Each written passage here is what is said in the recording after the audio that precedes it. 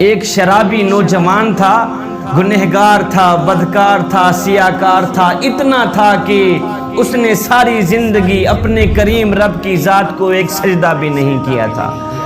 جب موت کا وقت قریب آیا تو اس نے اپنا سر اپنی ماں کی گود میں رکھا، اپنا سر ماں کی گود میں رکھ کر کہنے لگا، ماں ساری زندگی میں نے گناہوں میں گزاری ہے، ساری زندگی میں نے شراب پیتے ہوئے گزاری ہے، ساری زندگی میں نے اللہ کی نافرمانی کرنے میں گزاری ہے، ساری زندگی میری برباد ہو گئی ہے نادانی کی وجہ سے۔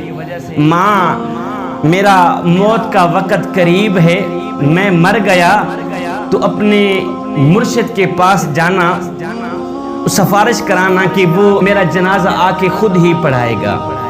صاحب ظاہر ہے کہ مرشد جب جنازہ پڑھانے کے لیے آئے گا تو 4 بندے بھی اس کے ساتھ ہوں گے، نہیں تو میرا جنازہ کون پڑھے گا؟ میں تو اتنا گنہگار ہوں، بدکار سیاکار ہوں، میں نے ساری زندگی شرابیں پیتے ہوئے اللہ کی نافرمانی کرتے ہوئے گزار دی۔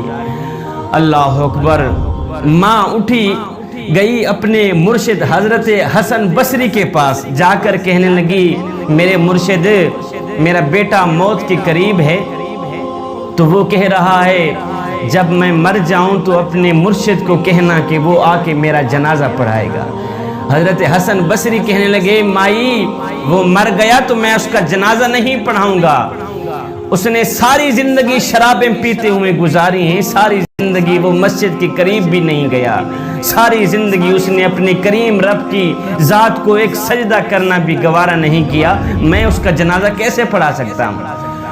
اللہ اکبر۔ وہ ماں روتے ہوئے واپس آئی، دوبارہ اپنی گود میں اپنے بیٹے کا سر رکھا، سر رکھ کر کہنے لگی، بیٹا کاش کہ تو نے زندگی میں ایک بات بھی میری مانی ہوتی تو آج میرا مرشد جنازہ پڑھانے سے انکار نہ کرتا، زندگی میں ایک بات پر بھی تو نے عمل کیا ہوتا، آج میرا مرشد تیرا جنازہ پڑھانے سے انکار نہ کرتا۔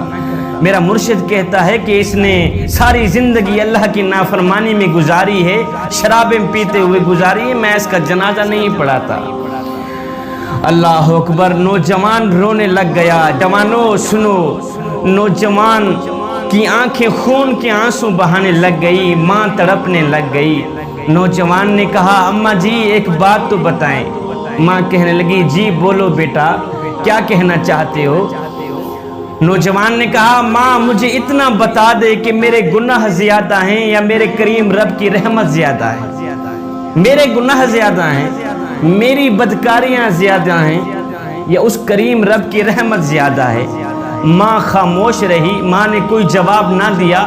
اس کے بعد بیٹا رو کر کہنے لگا، ماں مجھے ایک بات تو بتا دے، اگر ایک لمحے کے لیے تجھے میرا کریم رب مہلت دے دے، تجھے میرا اللہ مہلت دے دے، اے گنہگار کی ماں، اگر تو چاہے تو اس گنہگار بیٹے کو جنت میں بھیج دے، اگر تو چاہے تو اس کو جہنم میں بھیج دے، اگر ایک لمحے کے لیے میرا اللہ تجھے مہلت دے بھی دے تو مجھے کہاں ڈالے گی؟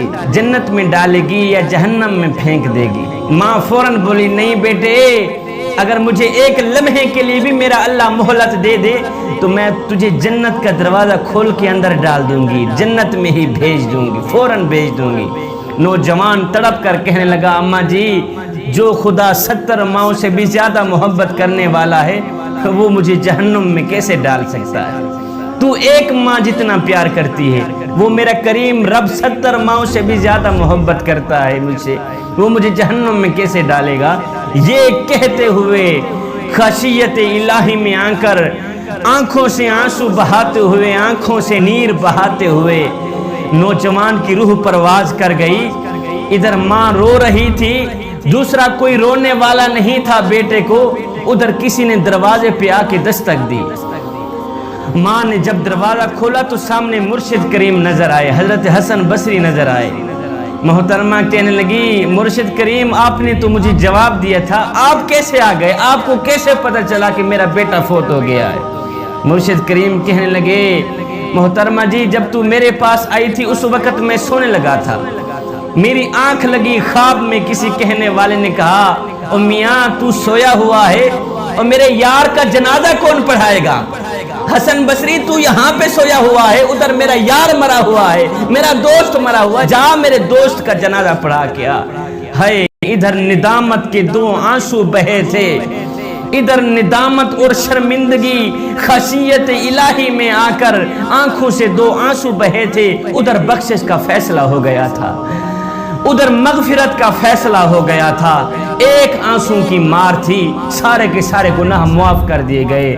نوجوانو، کریم رب کی چوکھٹ پہ آ گیا کرو، اپنا سر جھکا دیا کرو، خشیت الہی میں آ کر ایک آنسو بھی بہا دیا کرو۔